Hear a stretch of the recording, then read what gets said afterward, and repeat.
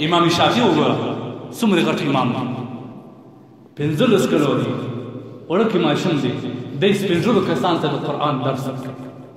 دا ولې دا د مور تربیت و چې دې ته ورکړی ډېر په تنګ دستي ډېر په غربت کې امام شافعي رحمه الله د خپل د طالبي زندګي تېره کړې امام شافعي رحمه الله په درس د قرآن کې ناست دی سپینږیري شاګردانو ته ناست دی په سوونو تعالی شاګردانو ته ناست دی امام شافعي صاحب سره رحمه الله سره خپل د کوچنیوالي طبیعت دی ګوري دوی مرغۍ سره جنګ دی راله دلته د قرآن و درس سره امام شافعي رحمه الله وړوکی و خپل لنګوټی راواخیست په رادو هغوی باندې تېر شو شاګردان سپینږیري دي دا مناسبه نه وه بیا د درس نه بعده د ده سره پوښتنه کوي دی ورته فرمایي چې ځکه الله ما ته رتبه راکړې زه خو امام شافعي راته کوم لیکن زما عمر اوس هم هغه تقاضا کوي هم هغه تقاضا کوي چې زه کیل بازي وکړم د خپل عمر د تقاضا مطابق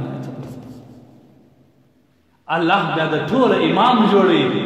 خلک په ده پسې اقتدا کوي ولې امام شافعي صاحب څه سختیات شكوت إلى وكيع حفظي فأوصاني إلى ترك المعاصي فإن العلم نور من إلهي ونور الله لا يعطي المعاصي امام شافعي سوای دا غي امام وای زما شی په حافظه کې نه ټینګېدی او استاد کې به شی راته ویل زما په ذهن کې به نه راکړي زه ولاړم استاد ته شکایت وکړم وکیع نوم د استاد چې استاد محترم په ډېر وخت داسې شی په ذهن کې فأوصاني على ترك المعاصي د ما ته دا وصیت وکړي چې بچیا ګناهونه پرېږده کم ځکه چې علم د الله د طرف څخه نور دی نور ګناهګارانو زړه ته نه راځي ځکه چې بیا امام شافعي رحمه الله ګناه وکړي